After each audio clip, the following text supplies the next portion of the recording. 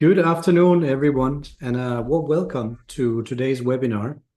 My name is Morten Ronde, and I'm the managing partner at Nordic Legal. And I'm so delighted to see so many of you joining us today. We have more than 200 people signed up for this seminar, so it just show the interest. We're here to discuss one of the most important developments in the Nordic gambling landscape in many years, the opening of the Finnish gambling market. Finland is moving from a long-standing monopoly system towards a licensing-based model. And that shift has serious implications for the state, for operators, for everyone involved. Our aim here today is to help you to make sense of that transition, what's happening, why it's happening, and what it means in practice. We've had actually hoped by today that the new law would already have been adopted by the Finnish parliament. But as many of you will know, the process is taking just a little bit longer, as it always does, and the final adoption is expecting within the coming days. However, the picture is very clear. We have almost all the details of the new framework, and we are in a position to walk you through the main features and also to share the latest developments as they emerge.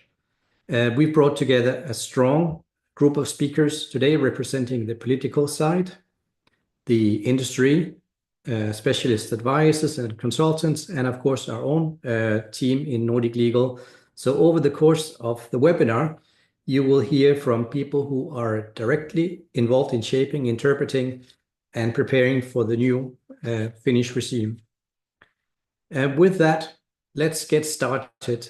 It's my pleasure to hand over to our first keynote speaker, who is the member of Parliament, the Finnish Parliament, Mr. Sinuhe Wallinheimo. Sinuhe, I hope you are here. If so, the floor is yours. Okay, do you hear me? I do hear you, yes. Okay, do you see my picture? So can you see my picture too, or yes, how does it work? Yes, okay, perfect. It's good. Okay, well, first of all, it's an honor to be here.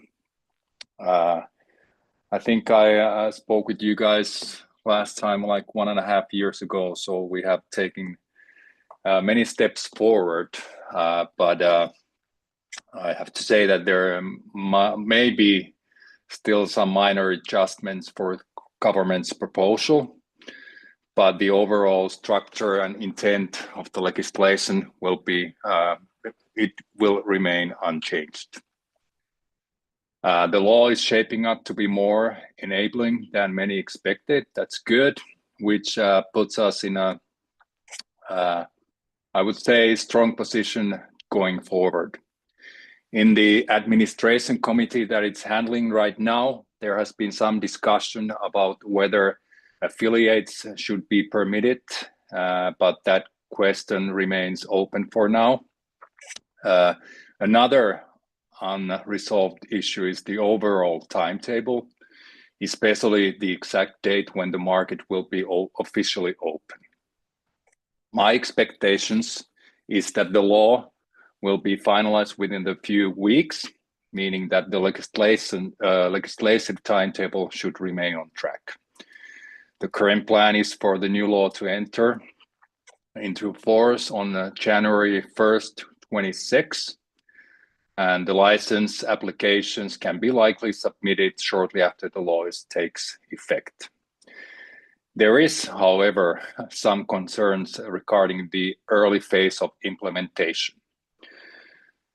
During the first year, the police board will be responsible for enforcing the law, but on the very same day that the market is intended to open, supervisory duties will be shifted to the new licensing and supervisory agency. How smoothly this transition is managed will determine the exact opening date for the markets. Regarding the B2B licenses and the timetable, we should have a clear picture in the coming weeks, and the remaining questions are resolved. Well, finally, I want to acknowledge that some of you may feel frustrated if the markets open slightly later than expected. I have actually even heard some criticism directed to some politicians.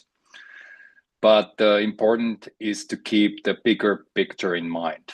Without the strong work of some of the MPs and the leadership, for example, in my party, the law would not be as enabling as it is right now.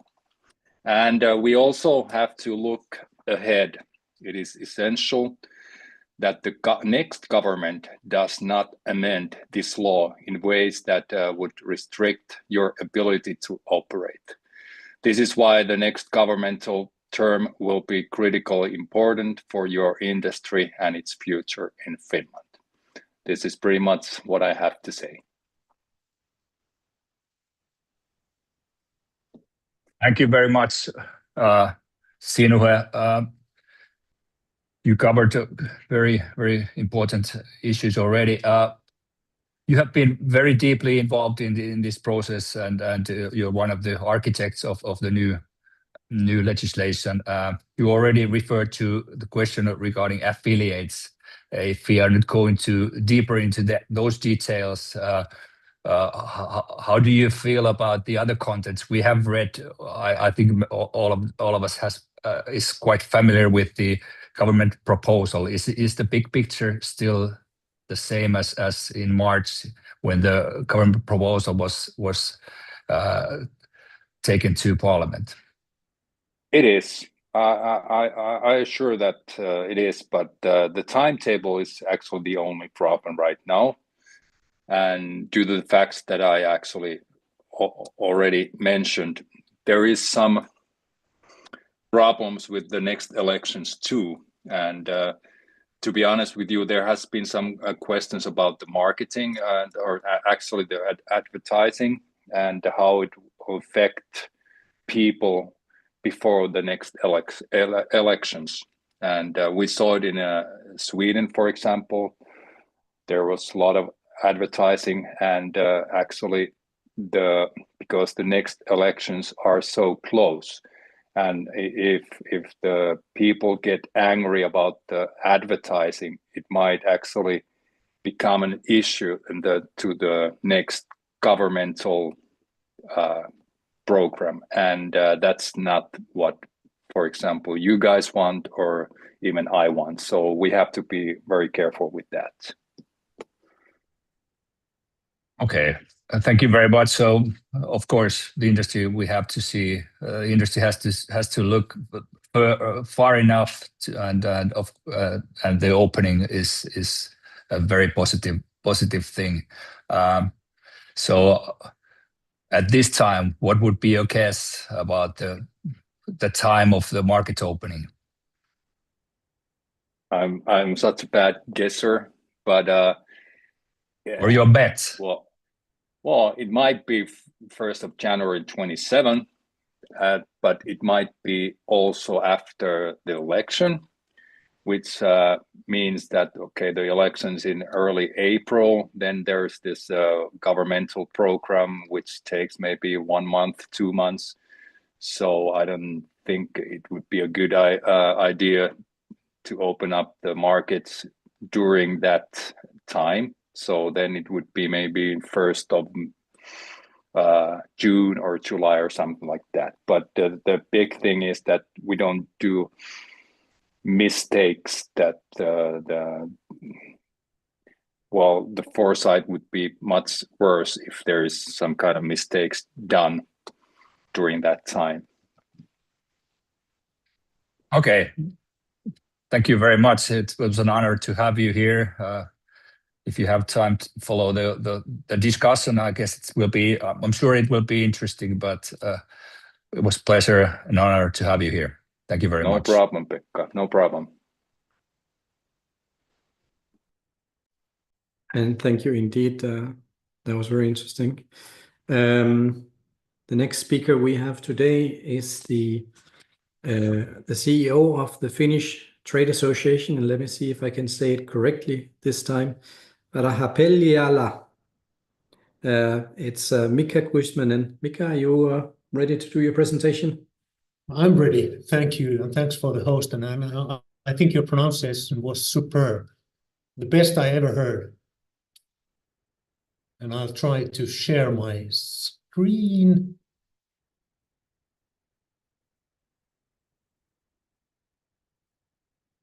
So is this fine? Yes, I can see it. Yeah.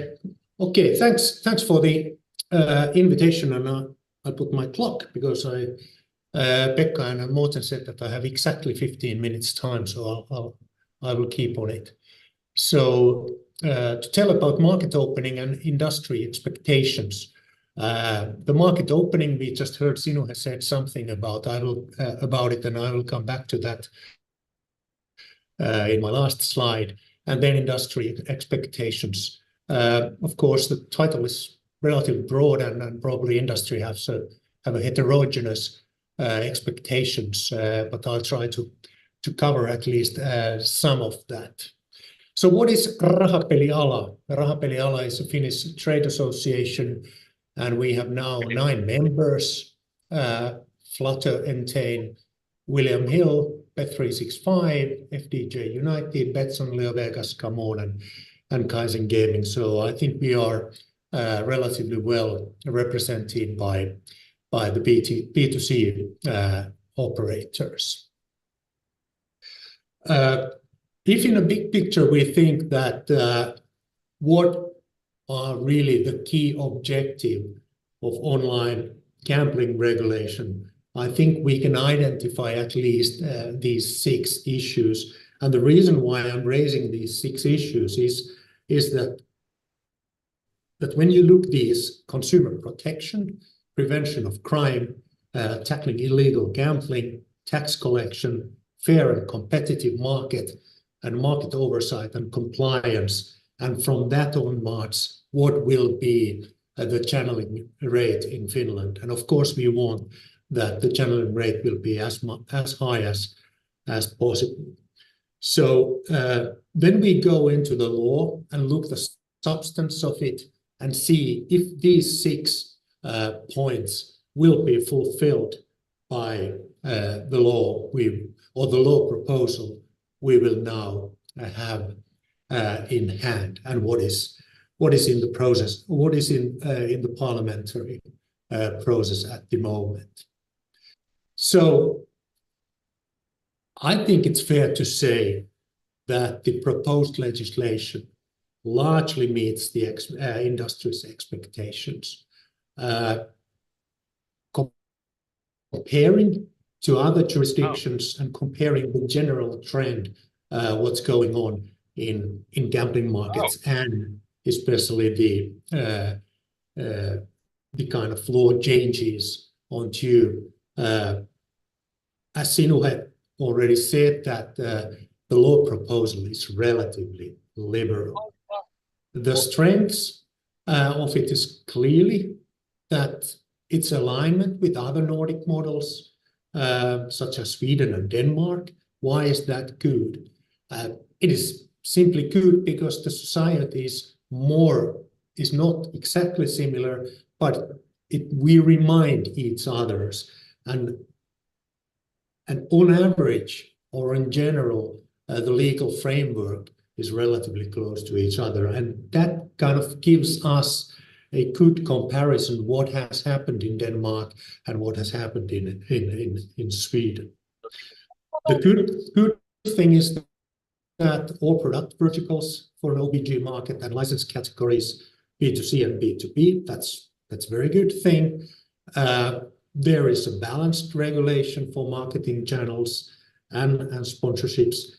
It allows marketing in widely. It allows sponsorships in widely. There are some asymmetries between marketing channels and marketing procedures between the competitive part of the industry and then the monopoly part. But I think those kind of differences between these two markets are not too big. There's a sensible bonus system. Of course, the industry weighted and would have liked to have it more kind of flux areas and more giving, but that's a political fact that, or I would say, I would rephrase that. I think it was a good political fight from us that we got a sensible bonus system into the law. So retention bonuses are allowed for existing customers. There are robust RG requirements, monitoring systems, duty of care, self-exclusion, and mandatory player set deposit limits. You can always criticize that if self-exclusion is a good thing or a bad thing, and can you circumvent it, and how you can do that. But anyway, I think it's non-thinkable that we would have a system which wouldn't have a self-exclusion system. There is no maximum loss limits in law, but those can be set by government statute. And this is a critical issue. It's good that it requires a government statute, and it's not required, and it can only be set by the Ministry of Interior. There's acceptable tax rate, 22%. I think that will support generalization and market viability. Saying a few words about taxation. It is, I would say, more or less clear that in a few years' time after the market opening, there will be a heavy burden to raise the tax rate. This kind of tax rate will fall into the same category as there is in Finland is an alcohol tax or tobacco tax, or anyway the tax in an industries or products which not clearly but still produce negative externalities. And my guess is that we will see every autumn in the budget negotiation times that this tax rate is under a threat to be risen. So that's something I think we just simply cannot avoid. What are then, from industry point of view, the risk and challenges? Okay, the generalization risk, it's a risk in all jurisdictions, in all places.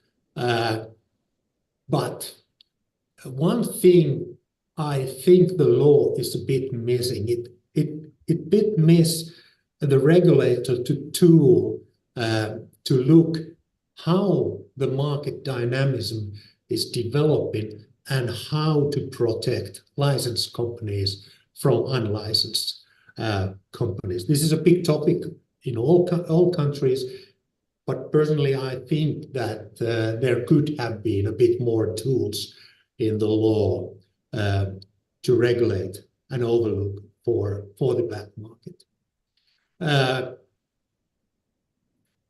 In some sense, there might be a bit of overregulation. The proposed legislation grants extensive mandate for secondary regulations, and there are unclear limits and preparation processes, so which at least at this moment create a uncertainty for the operators. Technically, integration challenges, I would say that this wasn't done with a very fine way, and there are some monopolistic elements there, and I'm pretty sure that this needs to be revisited in the future. I already said about tax, the risk of future increased, then unlicensed operators. How, again, and a bit repeating myself, the regulated market, how it will be supported and encouraged in this framework. So the resources must be allocated to target and prioritize how we actually prevent unlicensed operators to operate in Finland.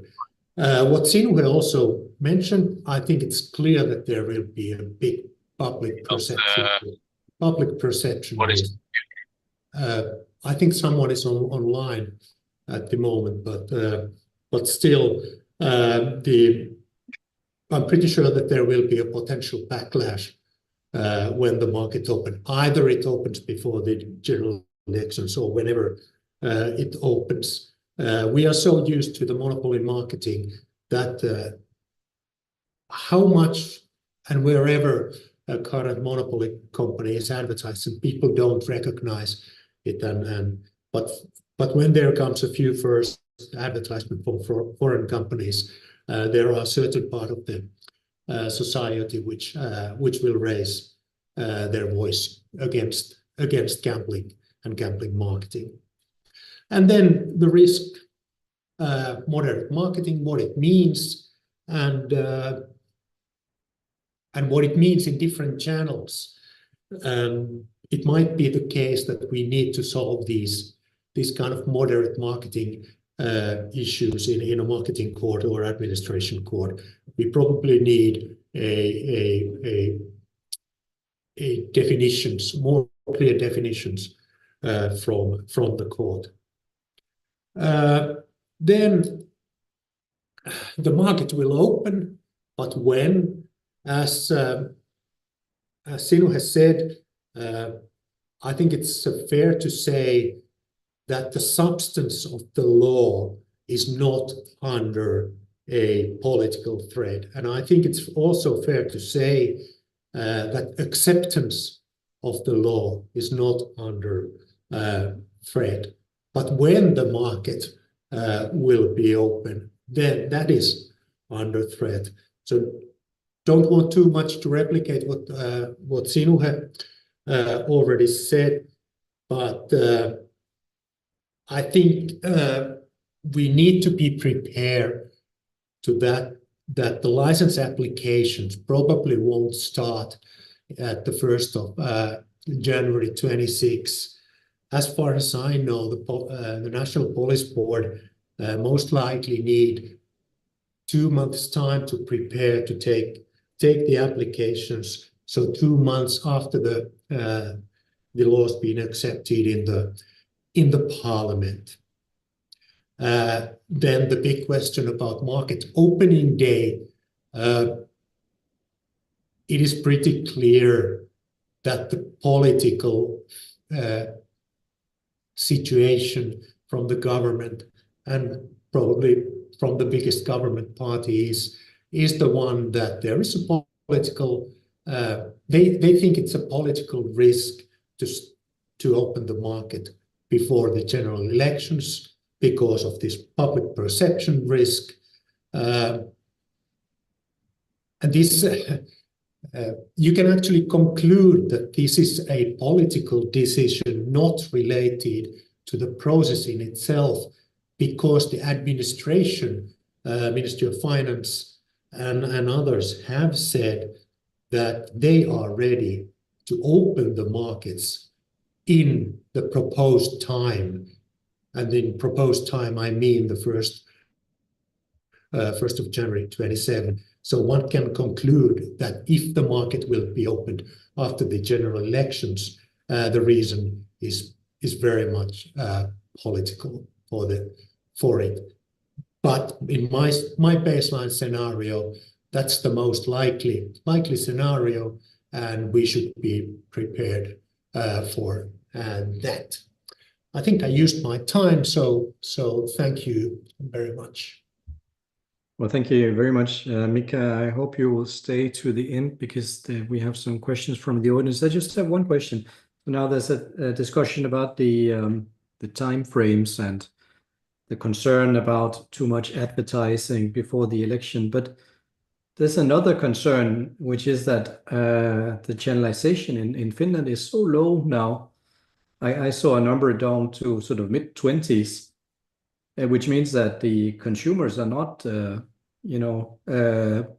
placing the gambling in Finland. Isn't that a consumer protection issue? And shouldn't that be a bigger concern than the other? That's very true. If you take the competitive verticals, the channelization rate is very low, and I totally agree that should be on top of the agenda. But that's just a political reality. In politics, in politicians, in many MPs and politicians' utility function, there is only one thing: to be re-elected, and that really dominates for many rational issues which should be taken into account. But unfortunately, for example, the thing you, Martin, mentioned is not on the top of the agenda. Okay, thank you very much, Mika. That means we will now be turning to Pekka Ilmivalta, who is the Nordic legal partner and who is heading up our Finnish office. Pekka, you want to see if you can share your presentation?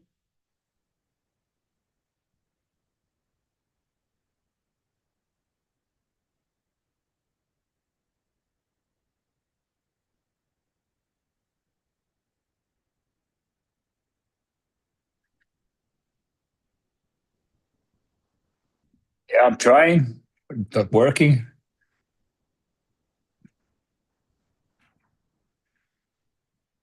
While I'm asking for help from the office, Dominika, if you can share the slides, I will just say a couple of words. So good afternoon from Helsinki. My name is Pekka Ilmivalta, as Morten said. I have been heading the Nordic Legal Finnish office for about 15 months. I'm an attorney at law, and I have worked previously 17 years for the Finnish national gaming monopoly company Veikkaus. So I have quite a lot of years behind me in the industry. But I wonder if you can share. For some reason, I'm not managing to share my slides. Yes, I'm trying, but it tells me that I have no access. 1 second.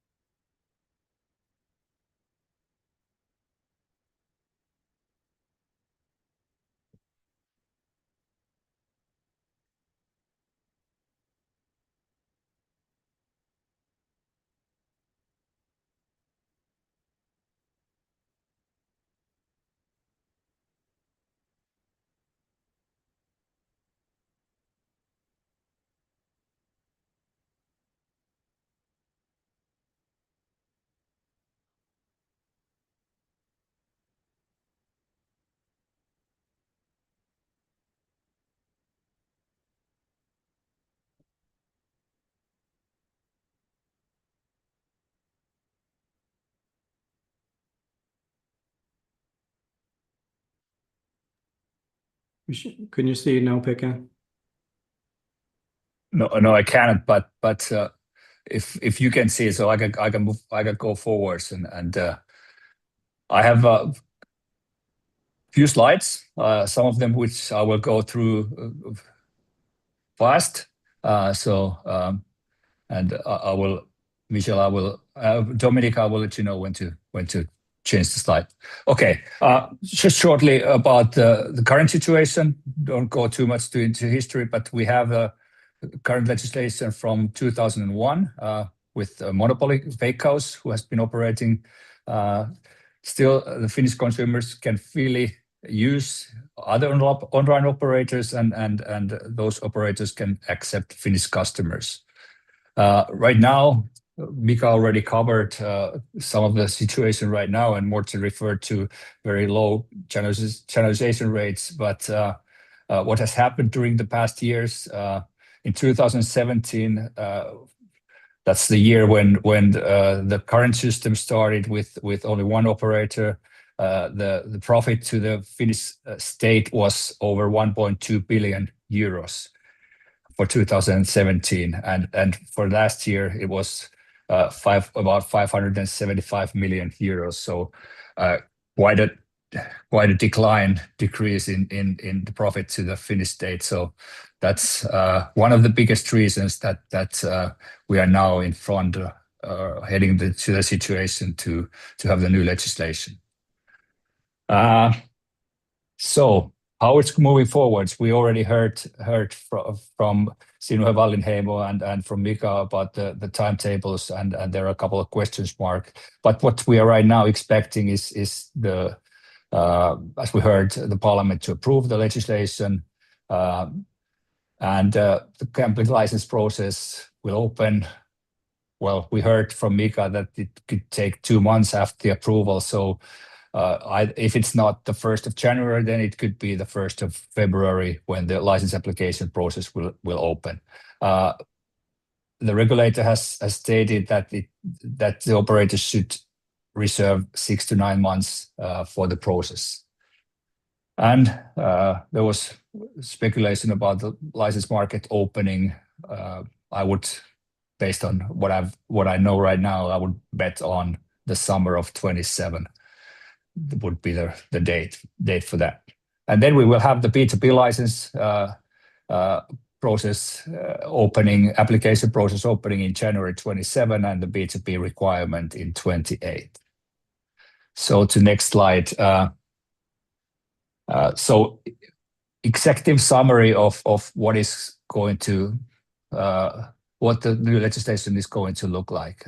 So sports betting, also horse betting, virtual betting, digital casinos, digital slots, and also digital bingo will be under the license from 27 onwards. 5 years is the maximum length of the license with 22% tax, and so we already covered the license application. Then we have the monopoly market for lotteries, scratch cards, and physical slots and physical one casino we have in Finland with the same gambling tax. And then the software license, B2B license requirement from 28 forwards. There are some details about the annual fees for the license, gambling license as a software license. In B2B license, it's just nominal, and for the B2C, it's depending on the GGR, varying from 4,000 euros to 434,000 euros annually.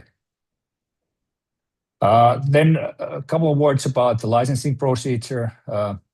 First of all, the license application must be submitted in Finnish or Swedish, which are the 2 official languages in Finland.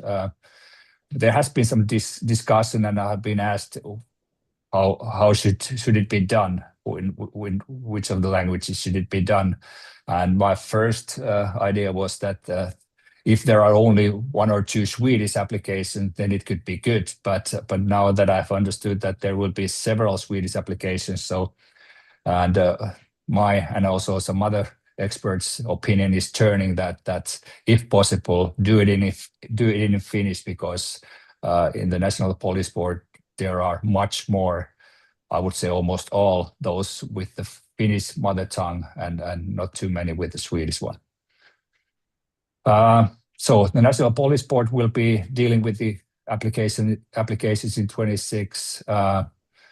There's a requirement of reliability and suitability, looking into the decision makers and the UBO's criminal background, financial situation, and of course, if an applicant has been dealing with the National Police Board and has been ordered prohibition based on the current legislation, there's a 2-year ban for that, and so if that has taken place after September 24, then there's a 2 years ban for applying or getting the license. In the license application process, there will be needed information about ownership, management, financial situation of the company. There will be needed documents describing the planned gambling activities, planned marketing activities. There will be need for information regarding software suppliers, so B2B. There will be requirement for clarifying procedures and personnel for handling different matters, disputes, complaints, client assistance, and so on, and also AML obligations. And there's no need for an establishment here in Finland, but if the operator is domiciled outside the European Economic Area, there must be a representative domiciled in the European EEA. Couple of some information about the execution, what it's going to be in practice. Of course, players need to be 18. They need to have a permanent residency here in Finland. That's made quite easy here. Just one click, and you can check if a person is residing here. Credit cards will not be allowed. There are some things that betting cannot be organized on. Gambling system basically must locate in Finland, but it's okay if they are outside, if the authorities can have access to verify the reliability of the systems, and maybe we'll hear later some more about the technical requirements. But all gambling information must be provided to the regulator. About marketing, shortly, moderate marketing, that's the statement in the law right now. It is clear that no influencers are allowed, no welcome bonuses is allowed, but as we heard from the MP, the use of affiliates, it's still under debate. It could be possible that affiliates were after all allowed in the Finnish system, but that's maybe the last issue in the law, really, content issue that is still open. For the bonuses, retention bonuses are allowed on certain terms. Brand and product marketing is widely possible, and as well as sponsorship. So brand visibility and also title sponsoring, it will be possible under the new law. And then responsible gambling, that's one of the KPIs also under this process. Players must be able to prevent all licensed gambling, as in many jurisdictions. Each operator needs to have self-exclusion tools for players, and also a requirement for personal money transfer limits for each operator. But then there is a possibility that in the law that by the government's decree, the loss limits can be set, and also by the ministry's decree, some requirements for games. For example, maximum bets, maximum winnings can be set for certain types of games. And of course, a duty of care for the operators to continuously monitor gambling behavior and also take action if needed. So the last slide, just to sum up, this seems to be the timeline.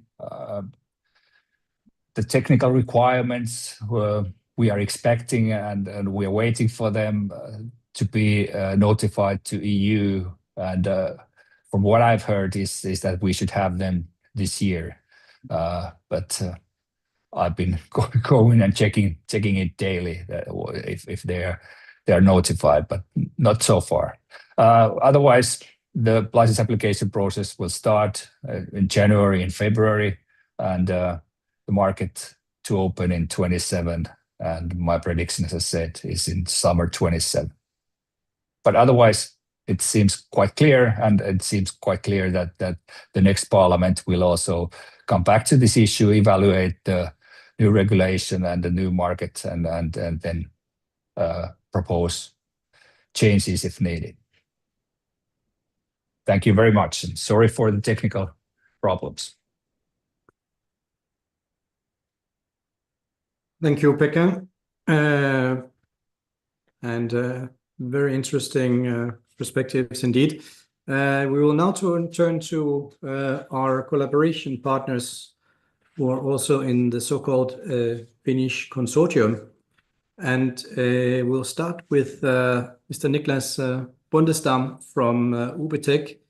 And perhaps, Niklas, you can present yourself a bit more than I just did now. Welcome. Thank you. Thank you for having me and having us. What can you see on the screen now? I don't know. Anyway, I have been working with this. I'll try to put my presentation on. Let's see.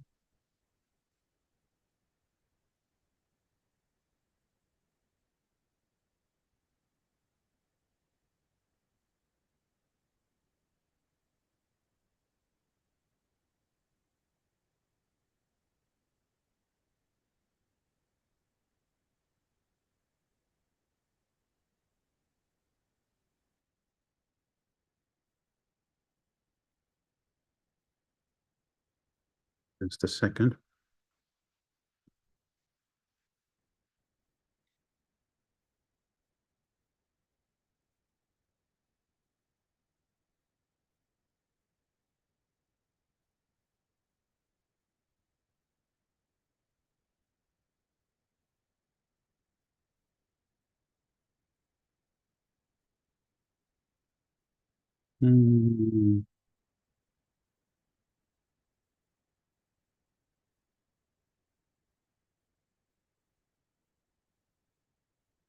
Okay.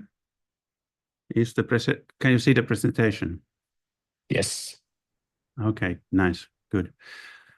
So I'm Niklas Bundestam, and I have been working with the regulation in Finland for the past about 20 years.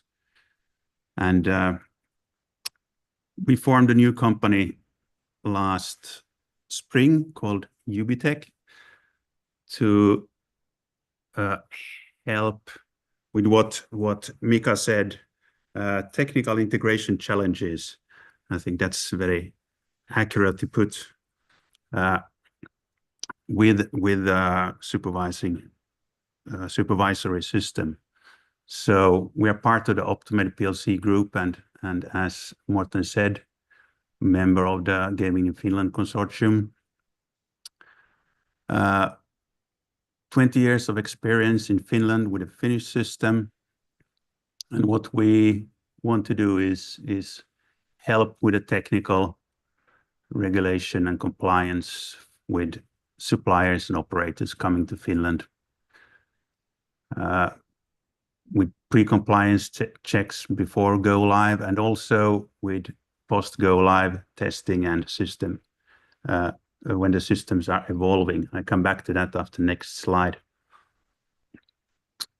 And we will have a vault safe solution, and on top of that, we'll put some data quality checks to spot report issues in reporting early. And I'll also come back to that in the next slide, why I think that's important. So Pekka asked me for a few examples of upcoming technical requirements for the gaming in Finland. Not much has been released this far, as we all probably know. We know that data should be signed within 1 minute using the regulator signing service. And data should be stored in a vault for at least 5 years.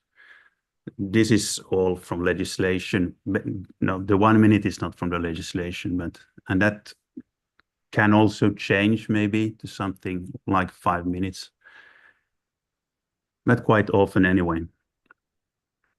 And in the legislation, we can read that all gaming data is required. Now, exactly in what format and so on, that's then again up to the technical standards that I also, as Pekka said, I hope also that they will come by the end of the year.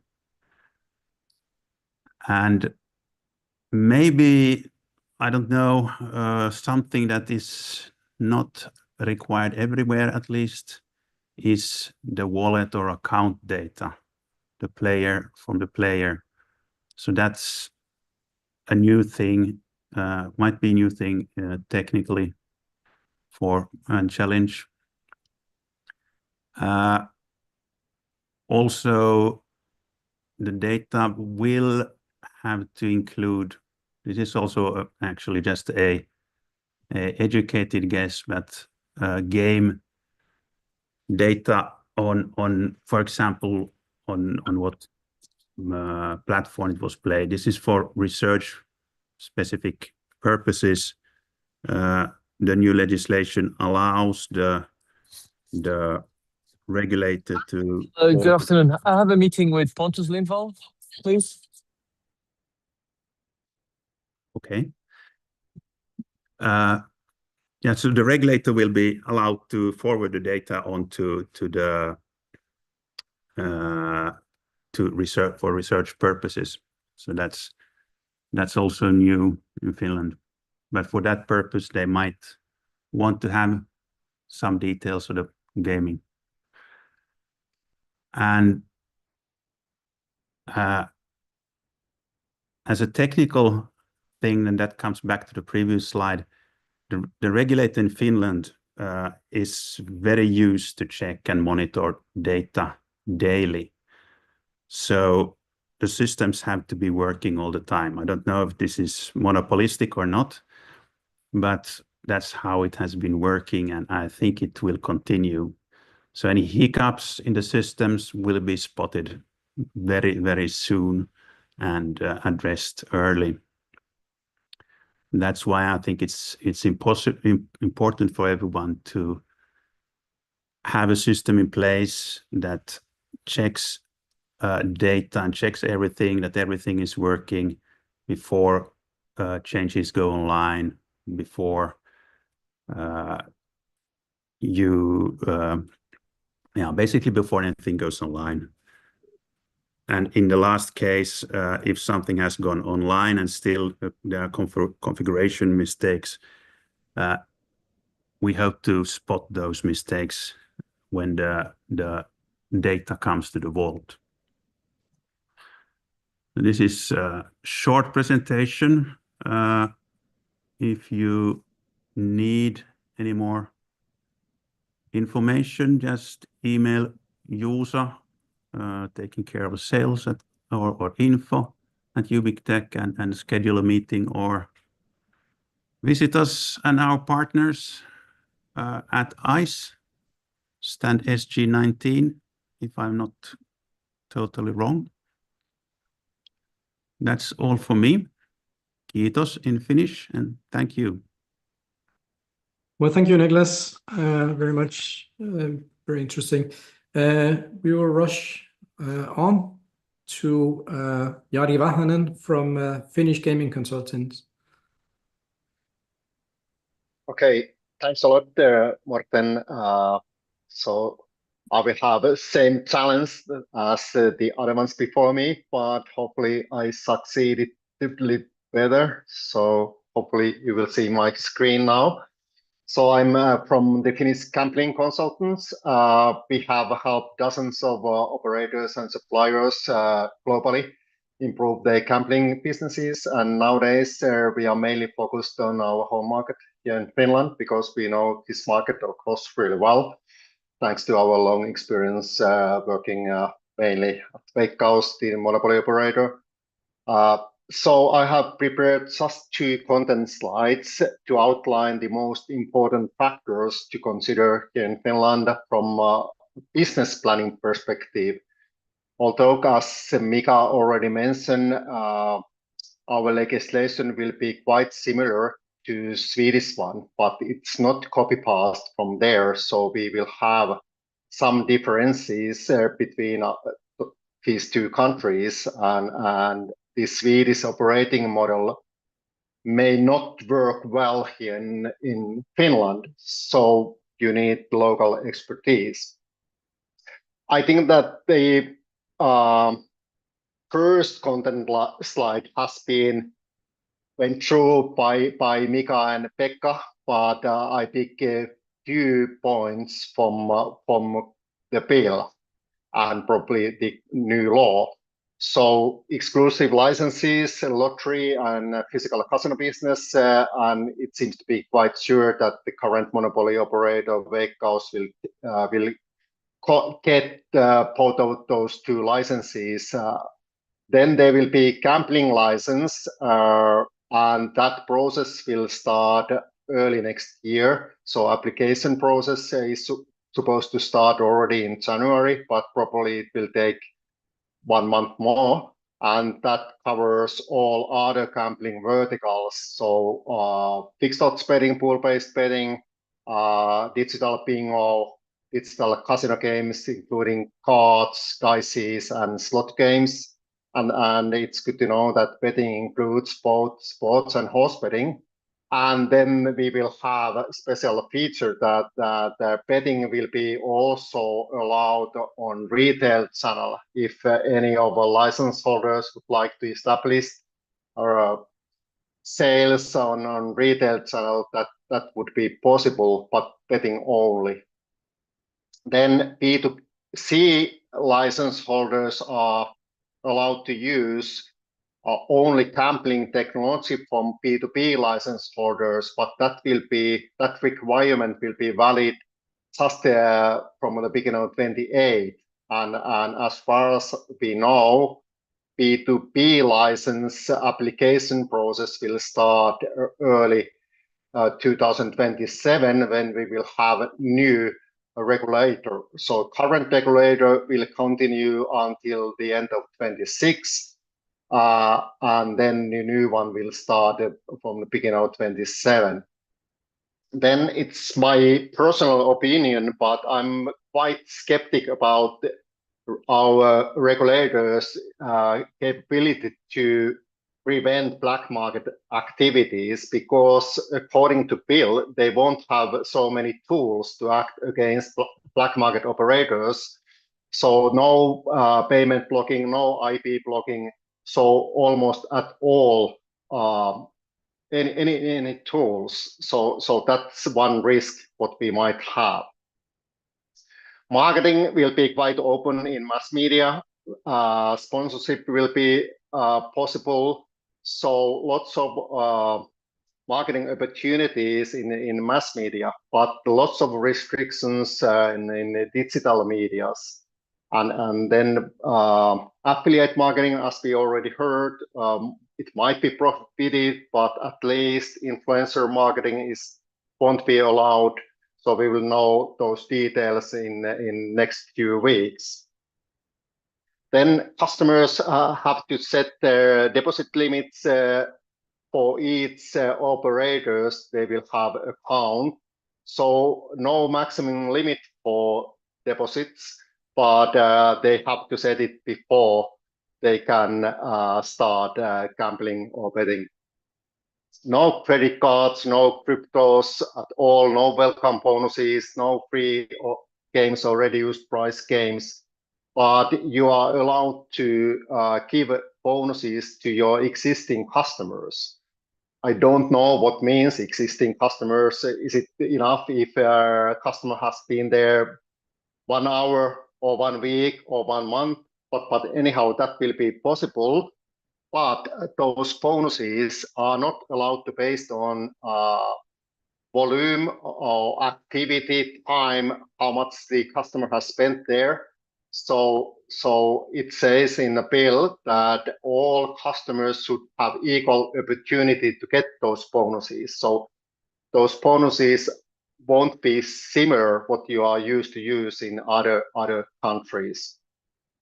And then other slide, I have listed some special features, some basic information about Finnish gambling market. So operators can keep the existing Finnish customers, and currently monopoly operator, my former company Veikkaus, has over 2.6 million registered customers. And then we have some other operators like Betson, Unibet, Buff, who have some 100,000 of existing customers, active customers, so they can keep those customers. And at the same time, some operators should start from scratch. So it's quite challenging for newcomers without any Finnish customers, but that's good to know. Then I'm quite sure that you know that Finns are playing a lot, gamble a lot. It has been common habit here in Finland. So according to national level surveys, around 70% of Finns, adults, gamble sometimes. And then it's also good to know that especially lottery has extremely good reputation. It has been common habit to play lotto here in Finland, but also sports betting, especially pool-based sports games, have also good reputation. So that's good to know. And when I said that we gamble a lot, just one number, the annual GGR per adult is around 420 euros. So it's quite a lot. We used to be number 3 country in the world gambling per capita. Nowadays, I don't know what our ranking is, but I'm quite sure that we are among top 10 countries in the world. But that's not whole story. So quite small group of active customers bring big part of the GGR. So that's my own estimation that 2% of players bring around 50% of GGR. So it's extremely important for your business try to catch that group of customers, because then you will succeed extremely well if you will get them. Digital casino business is fast growing area here as it is in all over Europe at least. But then we have one special feature also in digital casino business, because the most popular games are developed by Finnish companies, mainly by Veikkaus, the monopoly operator's own game studio. And the reason why those games are so popular here is those slot machines Veikkaus has all over the country, because they have same games in those slot machines. And when they have had around 20,000 of those machines all over the country, nowadays it's less than 10,000, but anyhow, lots of them. So they have effective marketing channel for those games. So Finns are used to play those games. And that will be the case also in the future, because Veikkaus will keep the exclusive license for physical casino business, including those slot machines, and they can have the same games there, and also same games in digital casino, which is under competition. So that's also good to know. Then one last speciality here in Finland, it's almost the same situation in Sweden and Norway, that pool-based sports games and horse bet games are more popular than fixed odds betting here. So our customers are used to play pool-based games, not so much fixed odds betting. Although fixed odds betting, they know it well, but still pool-based games are important business area here in Finland. And then last comment is about the retail network. So importance of that is decreasing. The business is moving to digital channels, but there mobile is dominating. So Finns are used to use mobiles for everything, also for gambling. So mobile first would be the best solution for your digital business here in Finland. So that was my short presentation, and if you have any further questions, you can contact me. And as Niklas mentioned, we will have common booth there at ICE. So please come to visit us there. Thank you so much, Jari. Again, very, very interesting, and I'm sure you can take questions after. I just want to say that there's a lot of questions coming in the chat. We'll try to respond at least to some of them in the end. But now we will turn to Igara and the women from the consultancy Igara. I don't know who is here, who is doing the presentation. We are here, and I'll be doing the presentation, Morten. Thank you. So.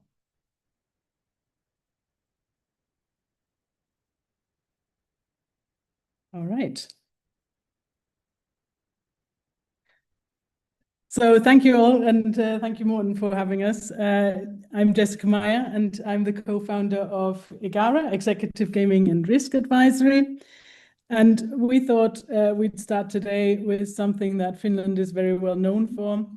And strangely, upon a closer look, might offer sort of an easy way to remember some of the things that we've already heard a lot about. So we won't be going into too much detail again, but maybe just as a slightly odd reminder, a helper, let's say, of some of the key aspects. And that actually is the Finland sauna culture.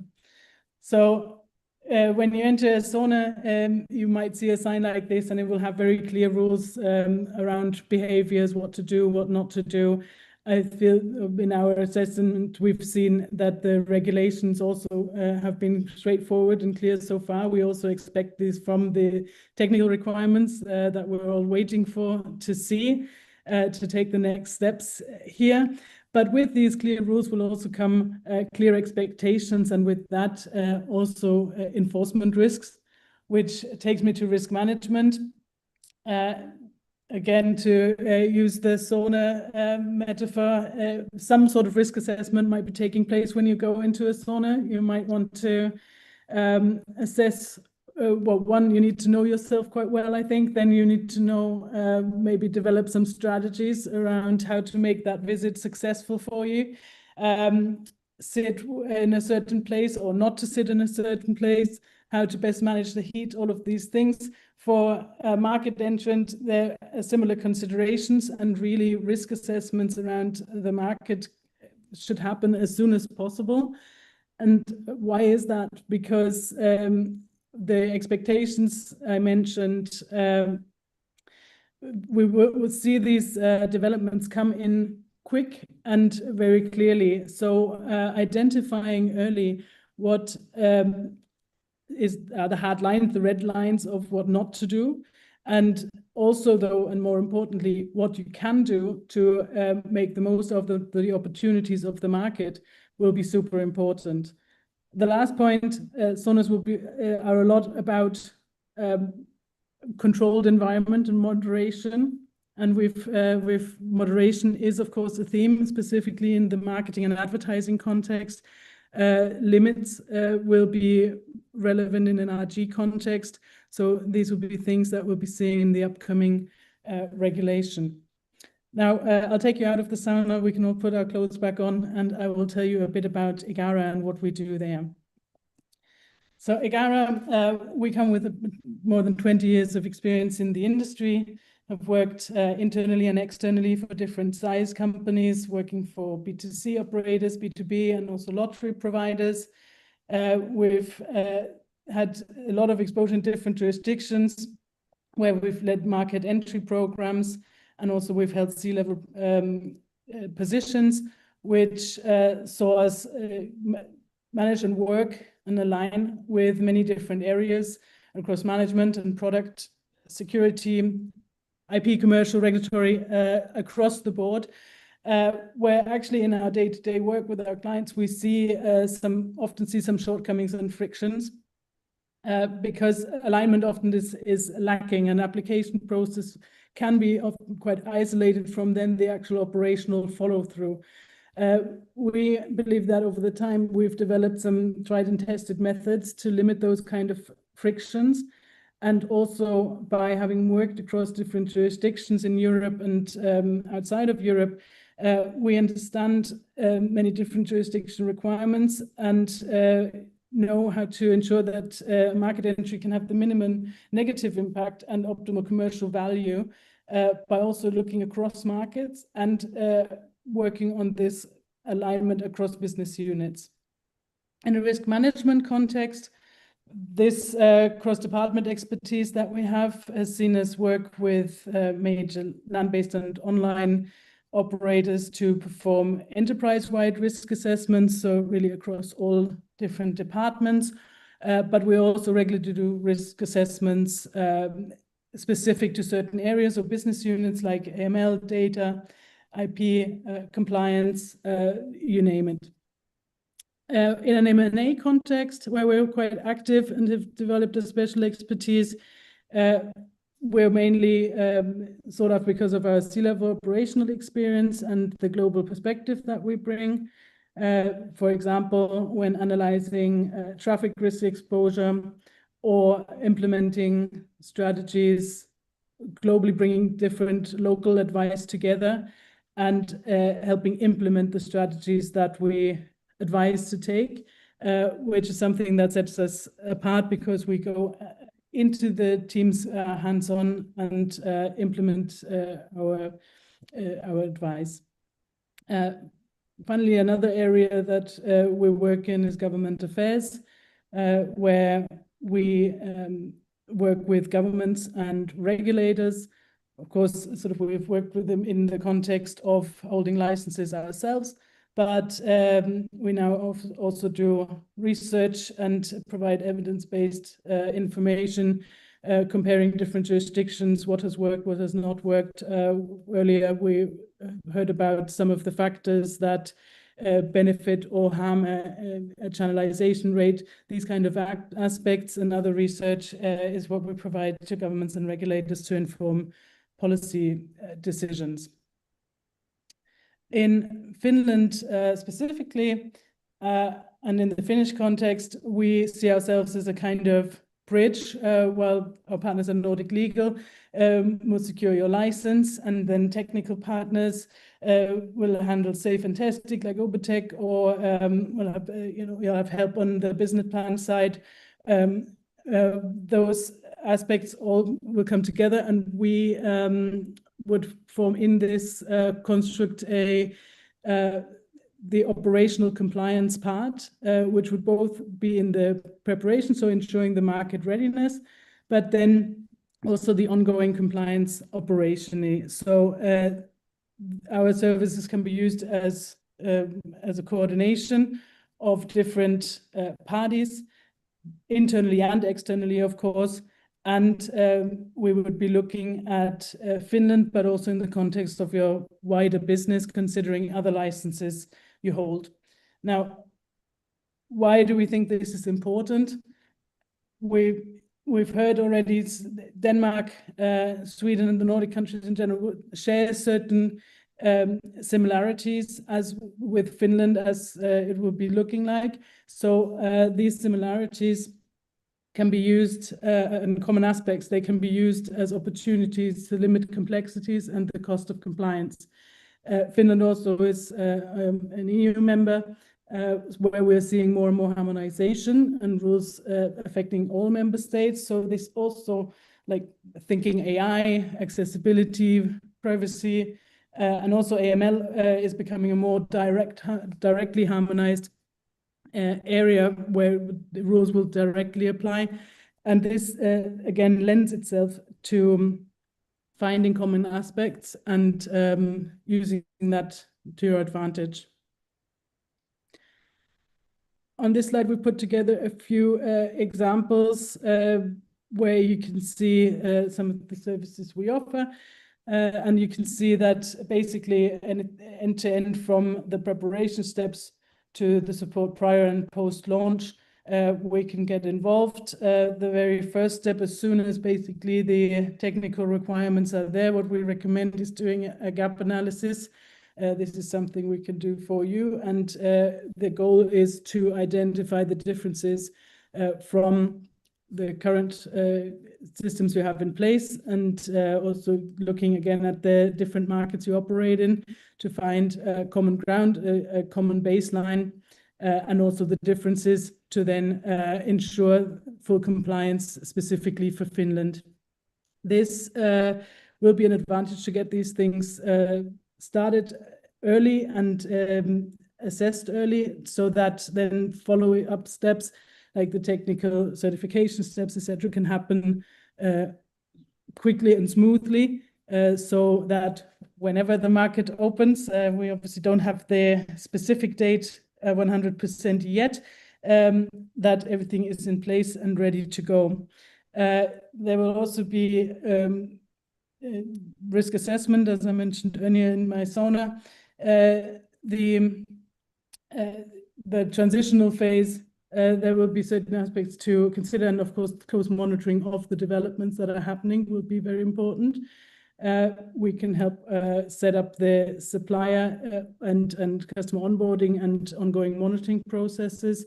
We believe this would be important, considering some of the aspects around the scrutiny that would be around affiliates, etc. So having a robust risk management framework around the handling and dealing with partners will be important, and to navigate the marketing limitations potentially, but also looking for the opportunities in that. We can help with building strategies around it.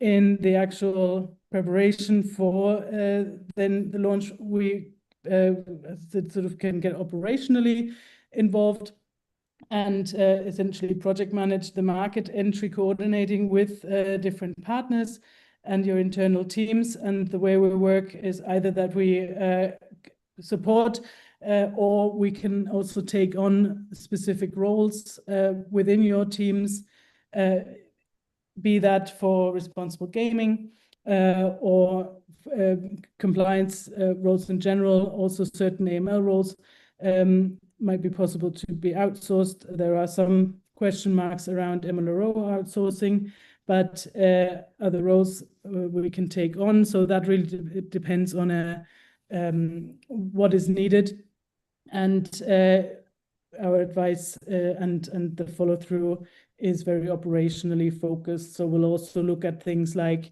actually the technical certification and translating rules into how does this need to look like, how does this need to work, user facing, and on the product side.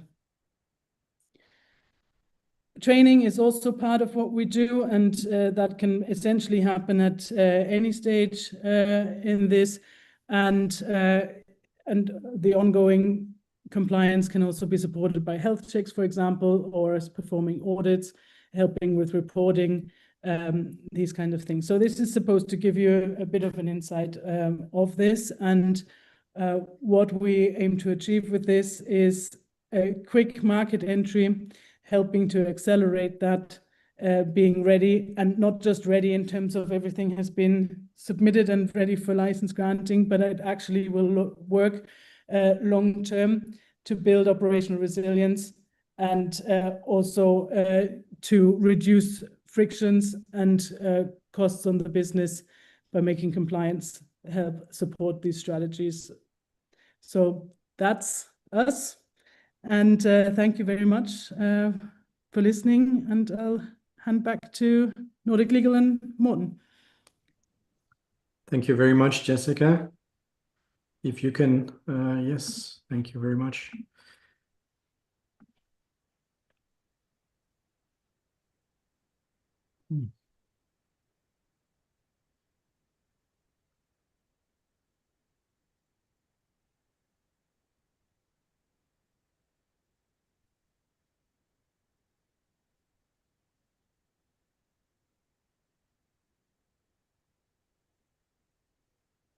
Here we are.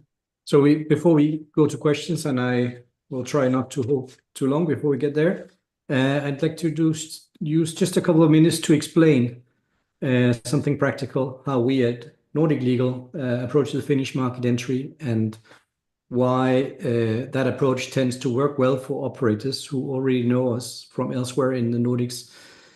Our way of supporting in Finland is really an extension of the way we supported many of you in Denmark and in Sweden. Those markets have shaped our routines, our expectations, and the way we prepare applications. And because the Finnish model, as we see, draws quite heavily on the same systems, much of what we already learned over the past years can be applied directly in Finland.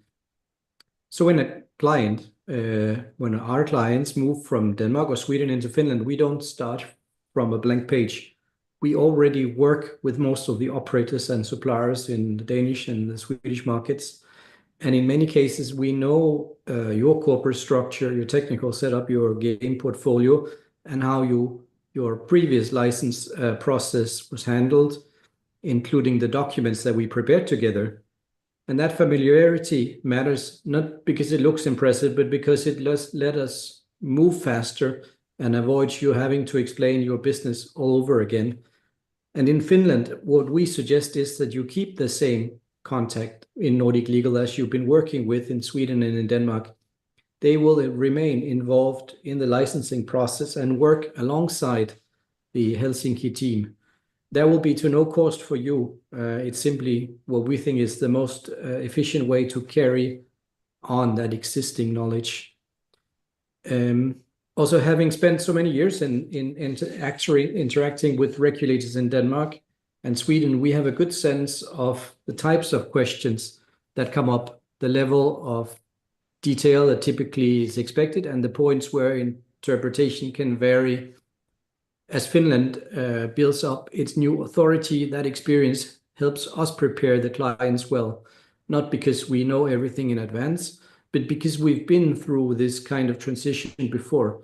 We know where to add context, which documents usually need strengthening, and how we present information in a way that avoids the unnecessary back and forth between us and the regulator. And I'll leave it to my partner, Maria, to explain a bit more. Well, thank you, Morten. Those of you who know me, which is, I see quite a few of you, know that I can't attend a webinar like this without being allowed to say something. So I will just keep it brief, but then I promise we will go to your questions. So I think Morten already explained that what we will aim to do in Finland is to combine our experience from Denmark and Sweden in the licensing process and combine it with our Finnish local expertise, which will be provided by Pekka and our associate there, Richard. And I think the practical method of how we would go about it very much reflects what we have done already in Denmark and Sweden. So have a good preparation, everything we can know, we will know, but we will also make sure that we anticipate questions and that we follow up proactively on what we notice from the regulator, what do regulators normally want, keep our sensors out in Finland, what does the local regulator want, and combine that to make sure that our clients' license applications are as complete as possible and that the process is as smooth as possible for you guys. And that you keep your current contact from Sweden and Denmark together with our Finnish office should mean that it should feel like home for you. It shouldn't feel like stepping into a completely new universe. It will more or less be a continuity of what we're already doing for you today. So you shouldn't have to explain your organization from scratch. To the extent we can, we will use the documents you have already provided and we've worked with in the past to carry it over into Finland as well. The people that will be guiding you and helping you are people you already know. The regulatory process should hopefully become more predictable for you. And as I've said, you'll both get regional expertise and local insights from our combined team. So yeah, just in conclusion, we are very much looking forward to the Finnish market opening, whenever that may be, and to be working with you again in these licensing processes. Finland is the next step, and well, we feel at least that it's a natural continuation of the work we've done together already. Thank you. Thank you so much, Maria. So we're getting to the end, but we have a few questions that we'll see if we can cover. And I'm sorry if we go a couple of minutes above the limit, but I think it's important to get to the questions. Serafino is asking, when can we expect to get more information on the new versions of the RTS to be notified to EU? Not talking about the existing ones drafted last summer, but by the Ministry of Interior. So the new versions. Do we have any information about that? I am now asking, I guess, Pekka and Mika, if we know if there are new versions to be notified to the European Commission. Yeah, if I start, the expectation is that they should be there at any time. So I think Niklas also referred that they should be there during this year. So that's why I'm going to Tris daily and check if they are already there. Okay, thank you very much. This is also a question, I guess, to you, Pekka, from Magdalena. It was mentioned that retention bonuses are allowed or permitted for existing customers. Does that mean that welcome bonuses will not be allowed? Yes, that's what it means. So for existing customers, bonuses and certain kind of gifts, so to say, that's possible. But there are rules. For example, it has to be equal for everyone, irrespective of the gambling history. Okay, thank you very much. And then there was there seems to be some confusion about the B2B applications. And I think, again, Pekka, you can help here.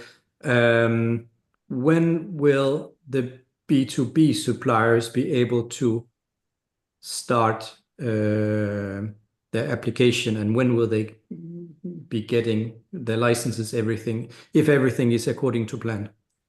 Yeah, I guess I was too swift on that. So the B2B, so the game and game suppliers, platform suppliers, they can start applying for the license in the beginning of 27.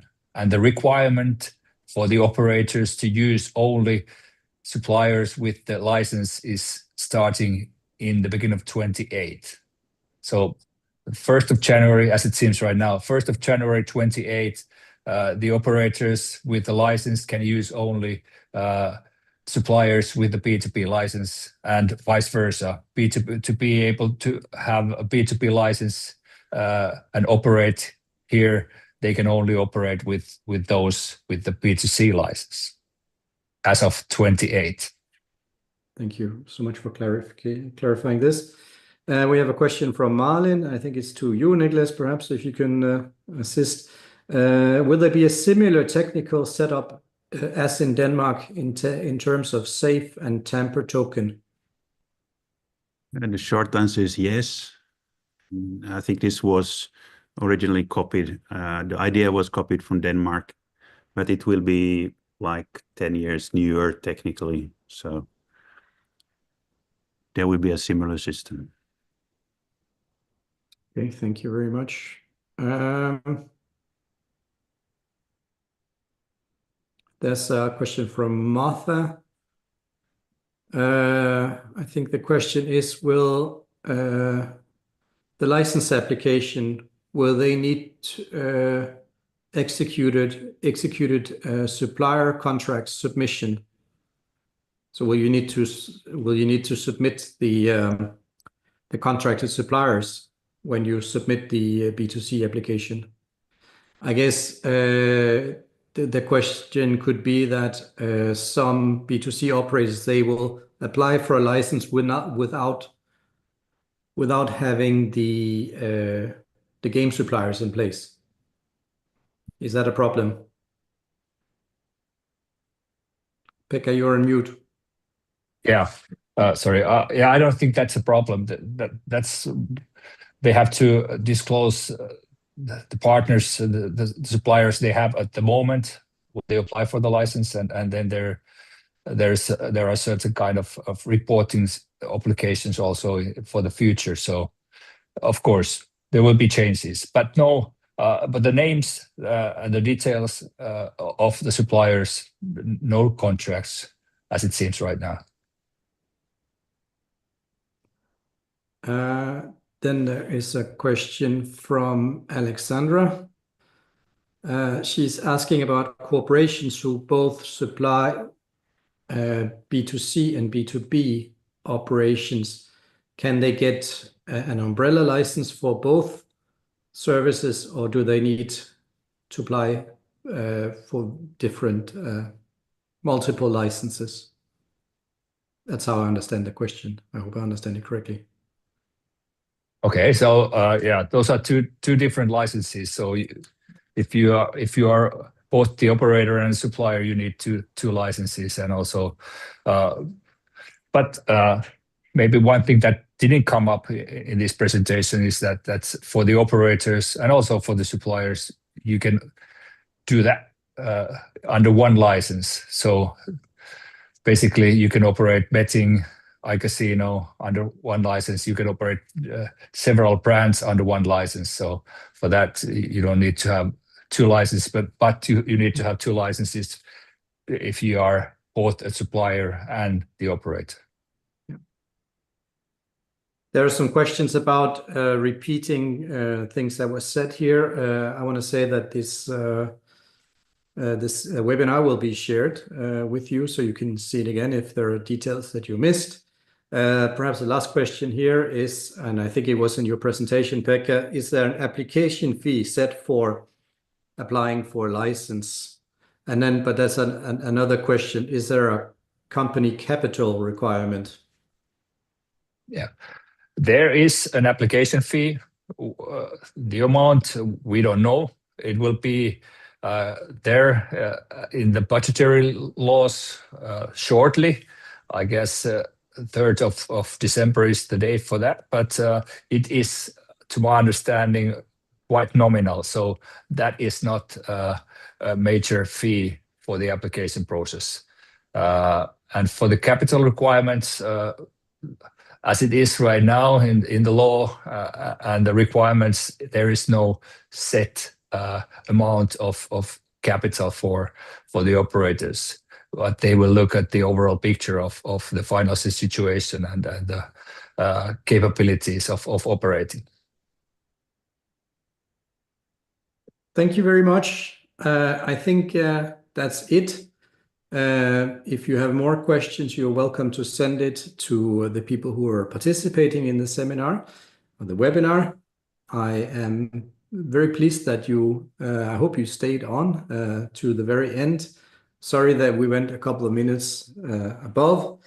I hope to see you all in Barcelona, and have a wonderful rest of the week. Thank you very much. Thank you very much. Thank Cheers, you. guys. Thank you.